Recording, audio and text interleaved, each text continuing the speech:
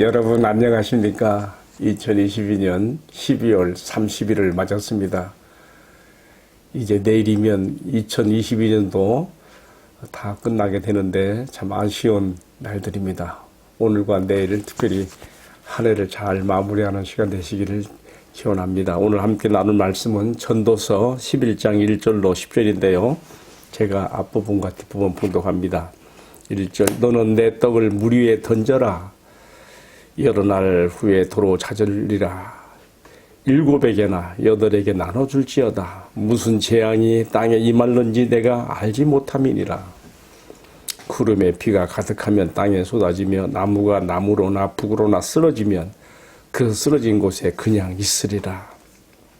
풍세를 살펴보는 자는 파종하지 못할 것이요 구름만 바라보는 자는 거두지 못하리라. 9절로 넘어갑니다. 청년이여 내 어린 때를 즐거워하며 내 청년의 날들을 마음에 기뻐하여 마음에 원하는 길들과 내 눈에 보는 대로 행하라. 그러나 하나님이 모든 일로 말미암아 너를 심판하실 줄 알라. 그런즉 근심이 내 마음에서 떠나게 하며 악이 내 몸에서 물러가게 하라. 어릴 때와 검은 머리의 시절이 다 헛되니라. 아멘. 봉독한 이 말씀을 중심으로요, 가장 가치 있는 투자, 행복한 인생을 위하여라는 제목으로 함께 말씀을 나누겠습니다. 자, 우리가 지금 전도서를 전체적으로 놓고 볼 때에 참 정말 난해한 그런 마치 숲속에서 길을 잃어버린 것처럼 난해한 그 장들을 많이 만납니다. 오늘의 말씀도요, 그냥 우리가 표면적으로 읽어보면 숲속에 많은 나무들을 만나고 있는 것 같아요. 이것이 어떻게 서로 연결되어 있는 공통점을 갖고 있는가, 어떤 한 주제를 가지고 이어지는가, 참 감이 안 잡히지요. 그런데 오늘 말씀을요, 전체적으로 우리가 생각해 보면, 저는 생각할 때 한 주제로 봐요. 뭐냐? 가장 가치 있는 투자. 너의 행복한 인생을 위하여 어떻게 살 것인가? 그것은 결론적으로 미리 말하고 들어간다면 그것은 뭐냐면 가장 안전하고 영원한 투자로서 구제와 나눔의 삶을 실천하라.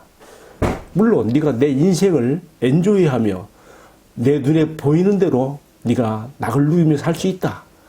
그러나 네가 누린 시간들, 네가 가졌던 재물들, 네가 가졌던 사회적 직업과 또한 너의 그 존귀와 그런 부여와 영광들, 그들을 어떻게 썼는지에 대해서 하나님 앞에서 반드시 평가받고 심판받을 날들이 있다는 것을 기억하고 너의 인생관에 이런 것들이 반영되어 있어야 된다. 뭐 이렇게 우리가 오늘 말씀을 통일적으로 연결시켜서 생각해 볼 수가 있는 것이죠. 우선 겉으로 보면 크게 두 부분 나눠져요. 1절부터 6절까지는 구제와 나눔의 실천에 대한 이야기를 한다면은 7절부터 10절까지는 이 살같이 흘러가는 헛된 인생의 날들, 네가 우울하게 살지 말고 밝은 햇살 아래 있는 것처럼 네가 즐기며 즐거움으로 살아가라. 그러나 네가 이런 거 살아가는 날들에 대한 심판의 날이 있다는 것을, 평가받을 날이 있다는 것을 기억하라. 크게 두 가지로 우리가 구별을 할 수가 있어요. 한편 우리가 1장부터 11장까지 전도서를 쭉 묵상해 왔고 이제 내일 마지막 12장만 남겨놓고 있는데요. 전체적으로도 한번 우리가 이 흐름이 어떻게 갔는지 살펴볼 필요가 있어요. 우리가 먼저 1장부터 3장까지는 이 전도자가 인생의 진정한 의미가 어디 있는가를 여러 방면으로 찾았잖아요. 그래서 3장에 들어가서 하나님께서 행하시는 모든 일들 가운데서 때와 시기가 있다는 것을 알면서 하나님 안에서 생의 의미를 붙잡았어요. 하셨어요. 그렇다면 이제 4장부터 12장까지는 이렇게 하나님 안에서 인생의 의미를 찾은 사람들이 어떻게 살아가는 것이 참 지혜로운 자의 삶인가에 대해서 우리가 매 구절을 통해서 이제 하나하나 배워나가는 것이죠. 자, 그런 의미에서 우리가 바로 앞선 장 10장에서는 뭐가 나왔었지요? 사람이 지혜로운 자의 삶에서 특별히 어떻게 나타나는가를 특히 언어의 생활에서도 표현했어요. 말의 품위와 절제와 또 말의 덕스러움의 지혜를 가지고 살아야 된다는 거 우리 앞에서 봤지요. 그리고 사람이 어떤 일들을 특별히 위험한 일들을 당할 때는 힘으로 하려기보다 지혜를 써서 해야 된다는 거. 그리고 이 공고한 인생의 날들 가운데 우리가 시도 때도 없이 잔치판을 벌리고 그렇게 무분별하게 사는 것이 아니라 적절한 시기에 지력을 보호하기 위하여 또 나에게 어떤 인생에 좋은 일들이 있을 때는 이웃과 함께 더불어 잔치하는 그러한 여유로움도 가지며 살 수 있는 것이 지혜자의 삶이다. 이렇게 가르쳐줬던 것이죠. 자, 이제 오늘의 말씀으로 들어와서 제가 앞에서 설명드린 것처럼 가장 정말 지혜로운 그러한 인생의 날들을 보내기 위해서 어떻게 할 것인가? 너의 인생관은 무엇이냐? 너는 무엇이 너의 삶을 끌어가는 그러한 그 삶의 인생관이 되고 있느냐 물어보는 가운데 전도자가 이렇게 말했어요. 너는 너의 떡을 물 위에 던지라. 여러 날 후에 도로 찾으리라. 처음부터 뭔가 콱 막히잖아요. 떡을 물 위에 던지래요. 그러면서 물 위에 던져진 떡이 여러 날 후에 찾아질 것이다. 그러면서 또 2절에서는 7에게나 8에게나 나눠줄지어다. 여기서 이제 나눔의 실천, 구제 이런 것들이 이제 또 이렇게 설명되고 있으면서 뭐라고 무슨 지향이 땅에 임하는지 내가 알지 못함이라 그래서 이 말은 무슨 말이군요. 이어지는 이제 3, 4, 5, 6절에서 우리가 보게 되지는데 네가 살아가는 인생의 날들 가운데는 언제 어디서 어떻게 무슨 재난을 만날지 모른다. 개인적으로든 국가적으로든 재앙의 날들이 올 수가 있는 거야. 네가 지금 가지고 있는 시간, 물질, 재능, 재비 이런 것들이 언제까지 가지고 있다는 보장이 있을 수 있는 거 아니야. 지금 시간 있을 때, 기회 있을 때, 지금 내가 가지고 있을 때 이것들을 실천하지 못하면 그 무슨 소용이 있겠느냐. 과감한 투자. 오늘 이 말씀 우리에게 도전하고 있습니다. 자, 오늘 첫 번째 말씀을 제가 설명하다가 좀 길어졌는데요. 너는 내 떡을 물 위에 던지라. 우리가 NIV 성경으로 보면요. 조금 더 이해가 좀 더 잘 돼요. NIV 성경에서 보게 되면 너의 곡물을 바다에 띄어보내라. 즉 말하자면 배를 통해서 첫 마디가 ship your grace across the sea. 곡물을 실은 배를 바다 위에 항해 떠나 보냄을 통해서 얻는 그 수익, 대가성, 뭐 이런 것들을 지금 여기서 얘기하고 있는데요. 솔로몬이 지금요, 지혜자, 전도자, 이 전도서의 지금 저자가 솔로몬 아니에요? 솔로몬이 우리가 아는 것처럼 한참 그 왕국이 흥할 때 어떻게 했습니까? 이스라엘의 남단에 아카바만이 있지 않았습니까? 그의 엘시온 개별에서 배를 건조해서 그가 많은 곡물을 실은 배들을 띄워서 선단을 이렇게 막 보냈어요. 그러니까 금을, 오빌의 금을 받고 오기 위해서 말하자면 곡물을 바다에 배로 실어 내보낸 것이죠. 지금 우리가 이 1절 말씀을 우리가 볼 때에 이런 점들을 함께 연관해서 생각하면 아주 참 좋아요.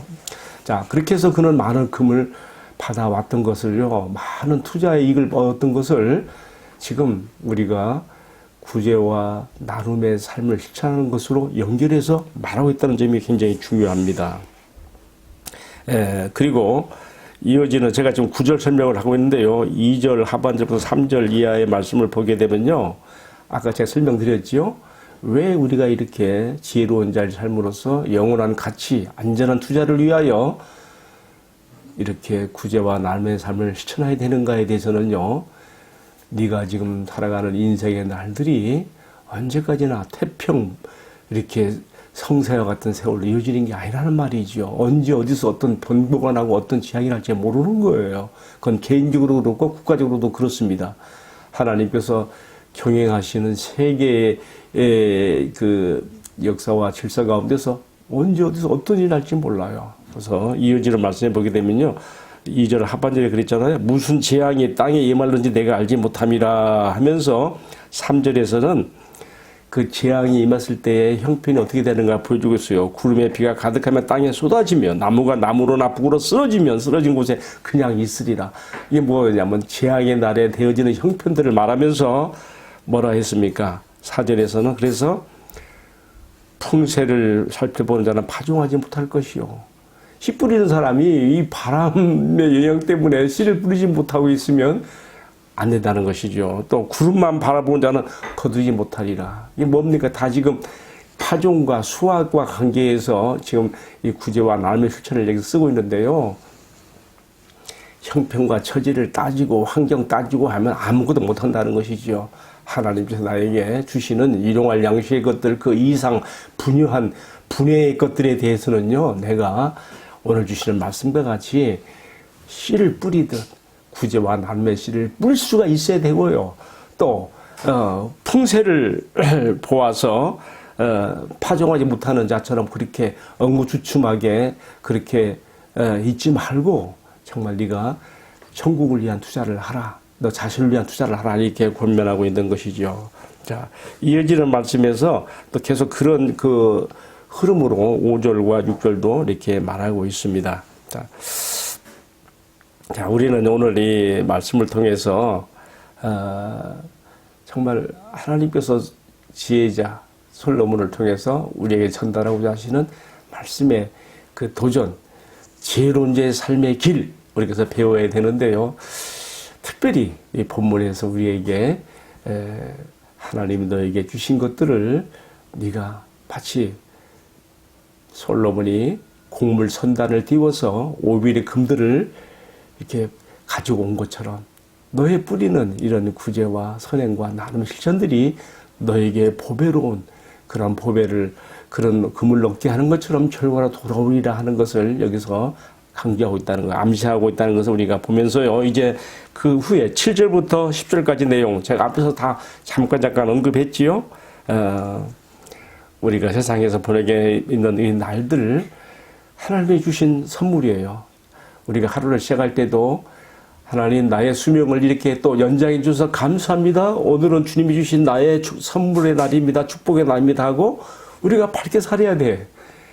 마치 오늘 지금 7절에 나오죠. 빛은 실로 아름다운 것이라 눈으로 해를 보는 것이 즐거운 이로다. 살아있는 자이기 때문에 이렇게 말할 수 있는 거예요. 지금 나에게 아직 해 아래서 살아있는 이 동안에 우울증에 빠지지 말고 하나님 은혜의 햇살 아래서 밝음을 가지고 살면서 네가 내 눈에 보기 좋은 대로 기쁘게 살아가거라.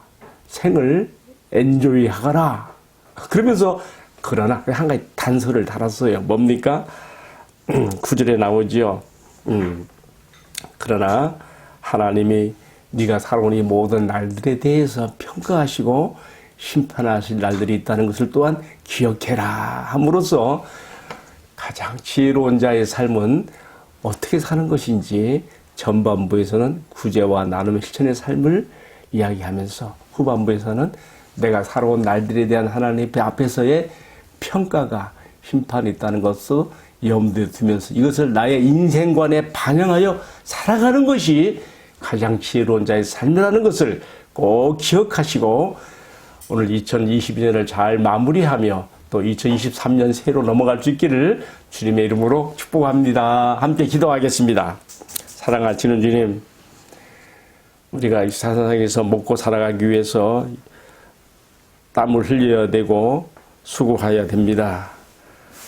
내가 이렇게 얻은 물질들 아까울 수 있지만은 그러나 나에게 주신 분야 이상의 것들을 우리 하나님께서 주신 그러한 나눔의 실천의 그러한 은혜로 알고 이것을 풍세를 따지지 않고 씨를 뿌리는 것처럼 우리 하나님 앞에서 아름다운 나눔의 삶을 실천할 수 있는 은혜를 입혀 주시고 이것이 곡물을 팔아서 금을 가져온 솔로몬의 그러한 경험이 반영된 이 말씀처럼 우리에게 이러한 은혜와 축복이 임하게 하여 주옵소서. 특별히 나에게 허락된 인생의 날들을 우울증으로 보내지 않게 해주시고요.